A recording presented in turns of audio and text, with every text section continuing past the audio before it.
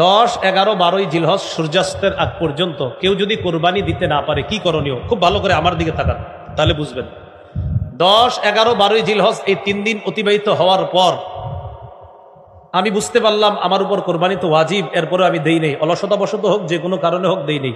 আল্লাহ হেফাজত করুন, নাউজুবিল্লাহ, এরকম কাজ যেন না করি। বোঝানোর জন্য আমার ছাড়ার উপায় নেই, এই জন্য বুঝাই দিচ্ছি। এখন কথা হলো 10, 11, 12 এই 3 দিন যদি আমি পশু ক্রয় করে না থাকি, কোরবানি দেই নেই আর পশু কিনি নেই, পশু ক্রয় করে না থাকলে পরবর্তীতে একটা কোরবানির যোগ্য ছাগল পরিমাণ মূল্য সৎকা করে দিতে হবে। যদি পশু ক্রয় করে না থাকি তাহলে কোরবানির যোগ্য ছাগল পরিমাণ মূল্য সৎকা করে দিতে হবে। আর যদি পশু ক্রয় করে থাকি কিন্তু অলসতা বশত বা কোনো কারণে এই 3 দিন কোরবানি করি নাই, তাহলে ওই পশুটাই সৎকা করে দিতে হবে। সেটা ওট হোক, গরু হোক, ছাগল হোক, যা হোক। ভাই একটু বুঝে আসছে সবার?